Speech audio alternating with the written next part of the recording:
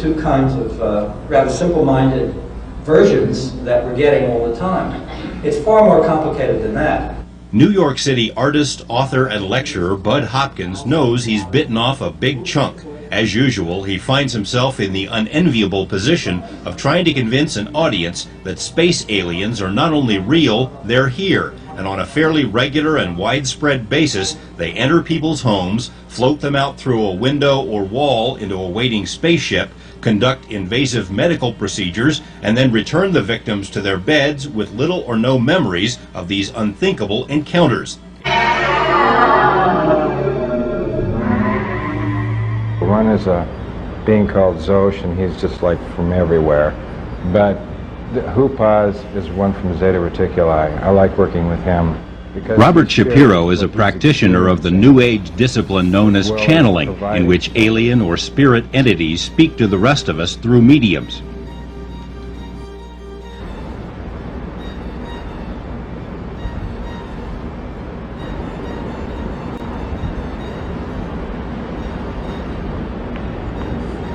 All right, Hoopa speaking.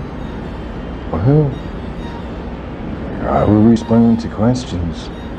Most people, especially scientists, don't give much credence to channeling. Anyone who talks with aliens on a regular basis must have a problem. It was the same back in the 1950s with the first of the so-called contactees, people like George Adamski, who claimed to have taken rides on spaceships with Venusians. To the scientific community, it's all one big mixed bag of specious claims, and that bag includes modern abduction reports, which remain controversial even in UFO circles. And there are people who will swear on a stack of Bibles that it's true. Well, I don't know if it's true or not, but the evidence in support of it is terribly, terribly weak. My problem with the whole way abductions are studied is that the hypnosis, very often hypnosis is used by people who are not trained to do that. Somewhere between 25% and 35% or whatever of all the abduction cases are remembered without hypnosis. And every abduction case, virtually, people remember pieces of it without hypnosis.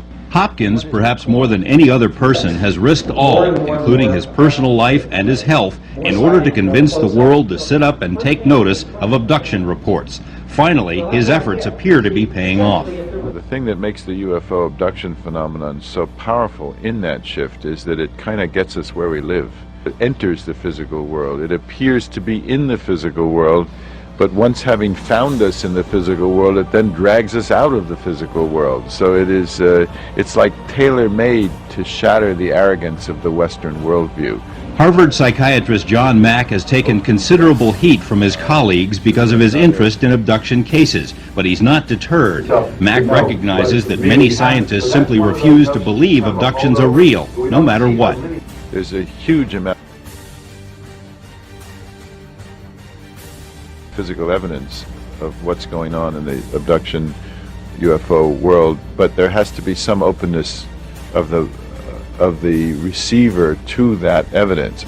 It requires, like as one Harvard scientist said, that well, I have to have a cigarette lighter that was dropped from a UFO. Well, probably they gave up smoking hundreds of thousands of years ago anyway, but that kind of physical requirement, it's exactly that mentality that this is shifting us beyond. Dr. Mack's entrance into the abduction debate makes it much tougher for science to dismiss the subject without looking at the data first. Those scientists who do investigate are often amazed at the scope and similarity of abductee tales.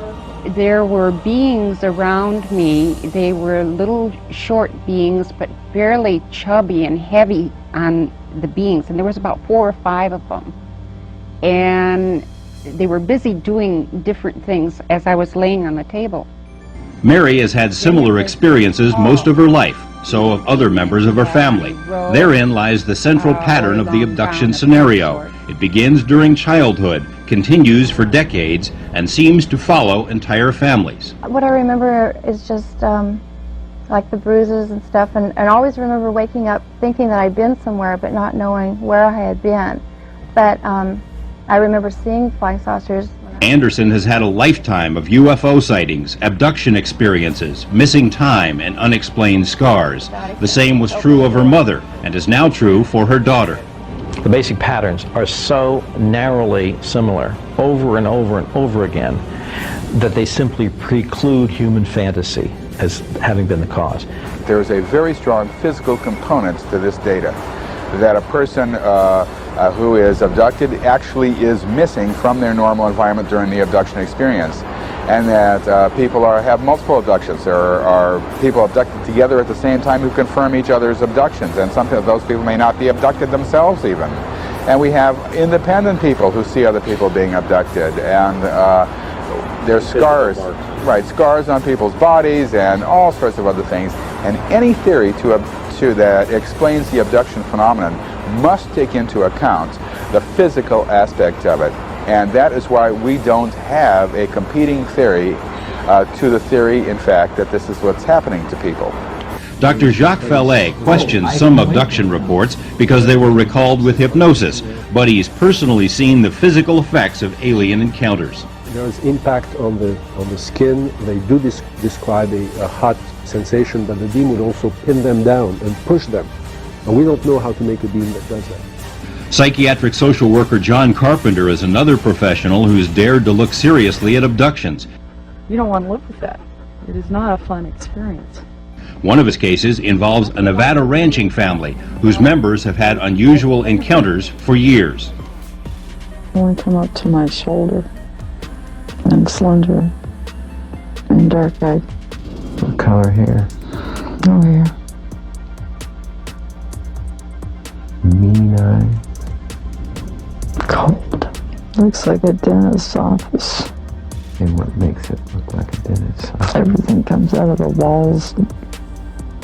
Hoses. I don't like it here. Are you aware of how old you are? I'm 14. 14. Susan had a reason for being so certain of her age at the time. Because they went between my legs. Nobody's ever done that.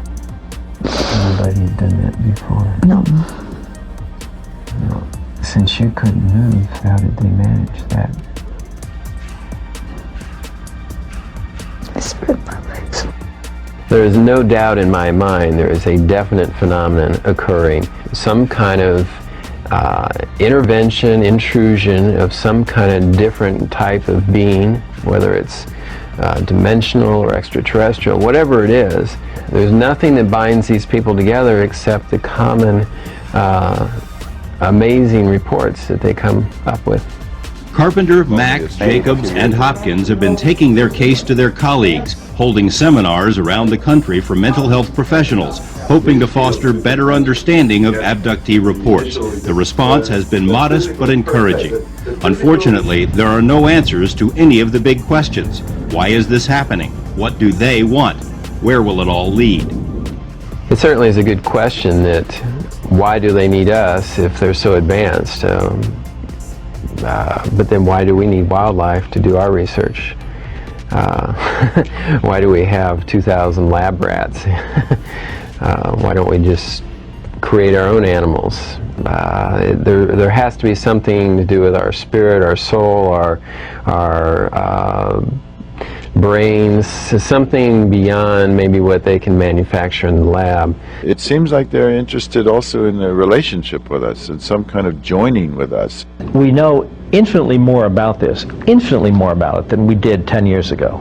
But we still have major gaps in our understanding because we cannot put ourselves in the minds of an alien intelligence with alien needs, non-human needs, and understand why they're doing and why they're choosing and why they're following people the way they seem to be doing.